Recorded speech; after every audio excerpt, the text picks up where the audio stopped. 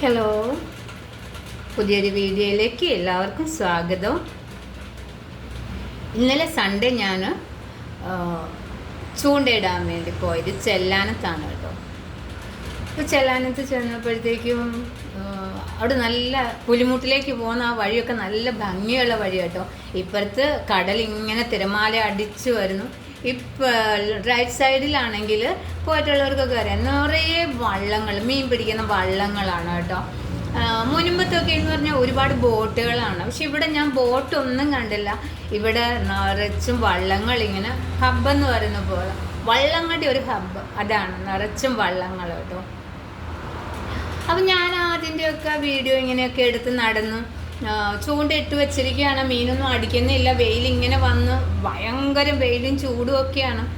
അപ്പം ഞാനിങ്ങനെ തണലുണ്ടോയെന്ന് നോക്കിയിട്ട് ഒരു തണലൊന്നുമില്ല. അപ്പം ഞാൻ കുട പിടിച്ച് ഇങ്ങനെ ഈ വള്ളങ്ങളുടെയൊക്കെ ഇടയിലേക്ക് ഒന്ന് ഇറങ്ങിയിട്ട് ഈ വള്ളത്തേലൊക്കെ ഒന്ന് തൊട, അല്ലെങ്കിൽ ഏതെങ്കിലും ഒരു വള്ളത്തേലിരുന്ന് ഒന്ന് ഒരു ഫോട്ടോ എടുക്കണം. അതെൻ്റെ ഭയങ്കര ഒരു ആഗ്രഹമായിരുന്നു. അങ്ങനെ ഞാൻ ആ പുലിമുട്ടിൻ്റെ സൈഡിൽ അങ്ങോട്ട് ഇറങ്ങാനുള്ള ഒരു ചെറിയൊരു ഗ്യാപ്പ് കണ്ട്. അപ്പം അതിലെ കുട്ടികളൊക്കെ ഇറങ്ങിപ്പോകുന്നുണ്ട്, ആൺകുട്ടികളൊക്കെ. അപ്പം ഞാനും ആ വഴിയിൽ ഒരു വിധത്തിൽ ഇറങ്ങിയെന്ന് വേണം പറയാൻ. ഇറങ്ങി ചെല്ലുമ്പോഴത്തേക്കും ആയിരക്കണക്കിന്, പതിനായിരക്കണക്കിന് വള്ളങ്ങളാണ് അവിടെ ഉള്ളത്. അപ്പം ഇത്രയും വള്ളങ്ങളൊക്കെ സൺഡേ ആയതുകൊണ്ടാണ് ഇന്ന് ഇവിടെയുള്ള ആൾക്കാരൊന്നും കടലിൽ പോകൂല, അതുകൊണ്ടാണ് കയറ്റിയിട്ടിരിക്കുന്നതെന്ന് അവിടെയുള്ള വള്ളത്തിൽ വലയൊക്കെ കുരുക്കൊക്കെ മാറ്റുന്ന ഒരു ചേട്ടനോട് പറഞ്ഞു. അങ്ങനെ ഞാൻ അതിൻ്റെ ഇടയിൽ കൂടിയൊക്കെ ഇങ്ങനെ നടന്നു പോയിക്കൊണ്ടിരിക്കുമ്പോഴത്തേക്കും വളരെ വിജന പ്രദേശമാണ്, ഒരു മനുഷ്യൻ പോലും ഇല്ല ആ പ്രദേശത്തൊന്നും. ഈ വള്ളത്തിൽ ഈ വലകൾ റെഡിയാക്കുന്ന ആ ചേട്ടൻ മാത്രമേ ഉള്ളൂ കേട്ടോ. അങ്ങനെ നടന്ന് ചെല്ലുമ്പോഴാണ് ഞാൻ കാണുന്നത് ഒരുപാട് വള്ളങ്ങൾക്കിടയിൽ ഒരു വള്ളത്തിൻ്റെ മീതെ മറ്റൊരു കേടായ വള്ളം, കൊതുമ്പ് വള്ളം എന്നൊക്കെ പറയുന്ന കണക്കുന്ന ആ വള്ളം എനിക്ക് തോന്നുന്നു കടലിൽ പോകാത്തതാണ്. അതായത് അതൊക്കെ നാശമായി ദ്രവിച്ചിട്ടൊക്കെ ഇരിക്കുന്ന ഒരു വള്ളമാണ്. ആ വള്ളം ഇങ്ങനെ മറ്റൊരു വള്ളത്തിലേക്ക് കമത്തിയിട്ടിട്ട് അതിൻ്റെ അടിയിൽ, വെയിലാണല്ലോ, അതിൻ്റെ അടിയിൽ കുറേ ആൺകുട്ടികൾ, പല പ്രായത്തിലുള്ള ആൺകുട്ടികൾ ഇരുന്നിട്ട് ഇങ്ങനെ സിഗരറ്റല്ല അവർ വലിക്കുന്നത്, സത്യം പറഞ്ഞാൽ പേപ്പറാണ് ഞാൻ കാണുന്നത്. നമുക്ക് സിഗരറ്റ് എന്നൊക്കെ പറഞ്ഞാൽ നമുക്കറിയാം ഇപ്പം. പക്ഷെ ഇവർ വലിയ നീളത്തിലുള്ള സിഗരറ്റ് പോലെ ഇങ്ങനെ ചുരുട്ടിയെടുത്തതാണെന്ന് തോന്നുന്നു. കാരണം കുറേ കുട്ടികൾ അവിടെ ഇരുന്നിട്ട് ഈ പേപ്പർ ഇങ്ങനെ നിവർത്തി, ഒരാൾ പിടിച്ചിരിക്കുന്നു, ഒരാൾ എന്തൊക്കെയോ പൊടികൾ, ബ്രൗൺ കളറിലുള്ള പൊടികളാണ് ഞെരടി ഇതിനകത്തേക്ക് വെക്കുകയാണ്. ഞാൻ ചെല്ലുന്ന കണ്ടിട്ടും ആ പിള്ളേർക്ക് ഒരു ഭാവവ്യത്യാസം ഉണ്ടായില്ല. പക്ഷെ എൻ്റെ ഉള്ളിൽ പെട്ടെന്നൊരു ഭയം എന്നെ കയറി, എൻ്റെ ഉള്ളിലേക്ക് ഒരു ഭയം കയറി എന്ന് തന്നെ വേണം പറയാം. ഞാൻ പെട്ടെന്ന് ഫോൺ എടുത്ത് എൻ്റെ ഷോർട്സിൻ്റെ പോക്കറ്റിലേക്ക് ഇട്ടിട്ട് ഞാൻ ഒന്നും അറിയാത്തവണക്ക് കുട പിടിച്ച് നടന്ന് അതിൽ ചെല്ലുകയാണ്.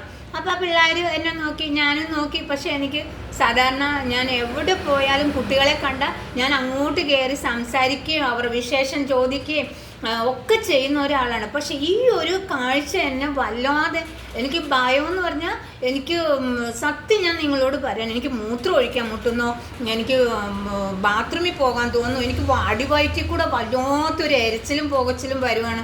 സത്യം പറഞ്ഞാൽ ആ കുട്ടികളെയൊക്കെ കണ്ടാൽ ശരിക്കും അവരുടെ മുഖത്തൊന്നും ഒരു കുഞ്ഞു കുട്ടികളുടേതായിട്ടുള്ള, ആ പ്രായത്തിലെ കുട്ടികളുടേതായിട്ടുള്ള യാതൊരു വിധ ചൈതന്യവും ആ കുഞ്ഞുങ്ങളുടെ മുഖത്തില്ല. കണ്ണുകളൊക്കെ ഉറങ്ങി, വെറും ഒരു കൂമ്പിപ്പോയ കണ്ണുകളും, മുഖത്താണെങ്കിൽ ചൈതന്യം ഇല്ല എന്ന് പറഞ്ഞാൽ കവിളൊക്കെ ഒട്ടി ഈ പട്ടിണിക്കോലം. പക്ഷെ ആ കുട്ടികളുടെ പട്ടിണിക്കോലം എന്ന് ഞാൻ ഉദ്ദേശിച്ചത് മറ്റൊന്നുമല്ല, വളരെ ക്ഷീണിച്ച് ഒരു ചൈതന്യവും ഇല്ലാതെ ആ കുഞ്ഞുങ്ങൾ.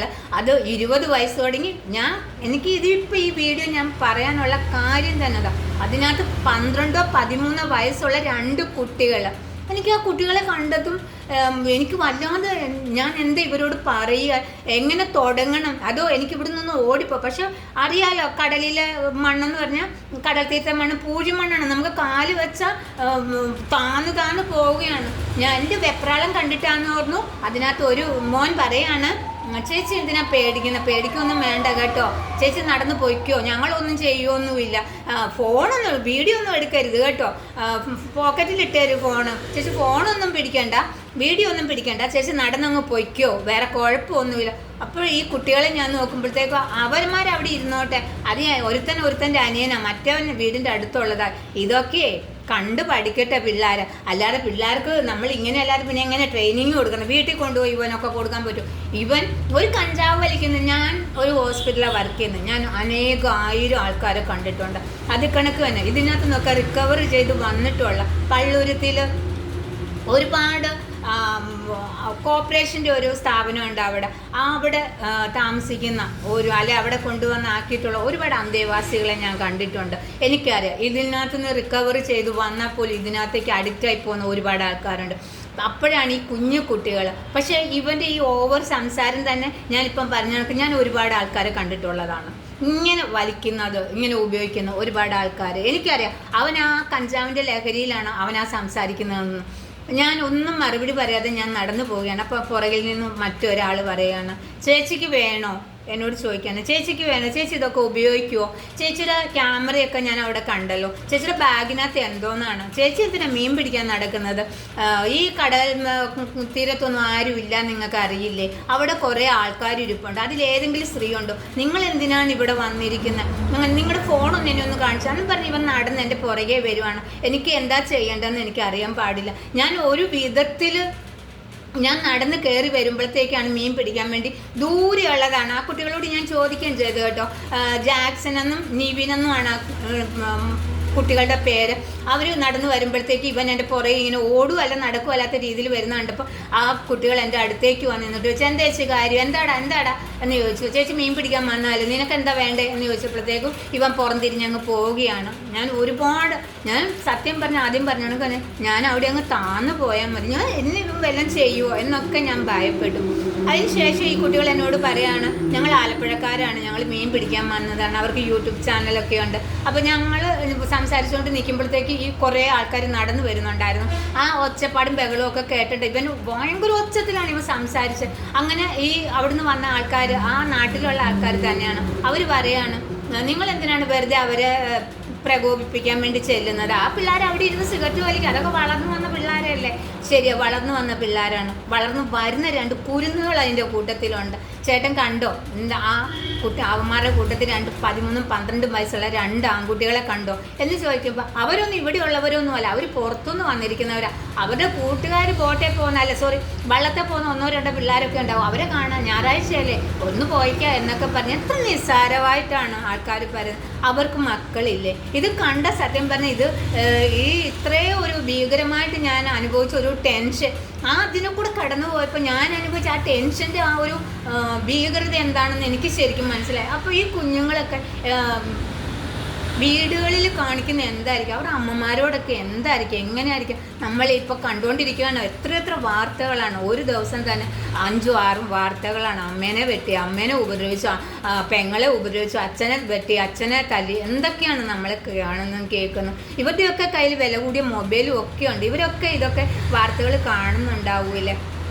അങ്ങനെ അവരെന്നെ സുരക്ഷിതമായി എൻ്റെ ബാഗൊക്കെ ചൂണ്ടിരിക്കുന്നുണ്ട്. പിന്നെ ഞാൻ ചൂണ്ടയൊക്കെ എടുത്ത് മീനൊന്നും പിടിച്ചില്ല. ആകെ മൈൻഡെല്ലാം മാറി. പേടിയായിരുന്നു കേട്ടോ, സങ്കടമല്ല, പേടിയായിരുന്നു എനിക്ക്. എങ്ങനെയും അവിടുന്ന് ഒന്ന് രക്ഷപ്പെട്ടാൽ മതി.